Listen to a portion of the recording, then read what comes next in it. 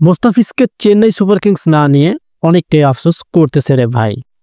কেননা মোস্তাফিজ যে এবার পারফরমেন্স দেখালো দিল্লির হয়ে, সেগুলো কিন্তু ছিল অসাধারণ পারফরমেন্স।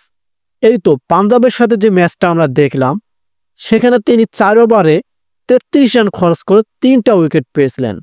এবং এই 3টা উইকেট পাওয়ার পর মুস্তার যে ফ্যানরা, এক কথায় ইন্ডিয়ান যে ফ্যানরা, তারা কিন্তু মুস্তার পক্ষে এসেছিল। তবে গুঞ্জন যখন উঠেছিল চেন্নাই সুপার কিংস যখন মুস্তাফিজকে অ্যাভয়েড করলেন, তখন কিন্তু মুস্তাফিজকে কেউ নিচ্ছিল না। বাট আইপিএলের যে আমরা কন্ডিশনটা দেখেছিলাম, তারা বিপদেই পড়ে কিন্তু দিল্লি ক্যাপিটালস মুস্তাফিজকে নিয়ে নিল। এবং সেই কাটার মাস্টার সে ভালোভাবেই বোঝাই দিল তার কাটিং বোলিংটা কতটা অসাধারণ। কেননা চেন্নাই সুপার কিংস যদি এবার মুস্তাফিজকে নিত, তাহলে কিন্তু এই পারফরমেন্সটাই দেখতে পারতাম চেন্নাই সুপার কিংসের হয়ে।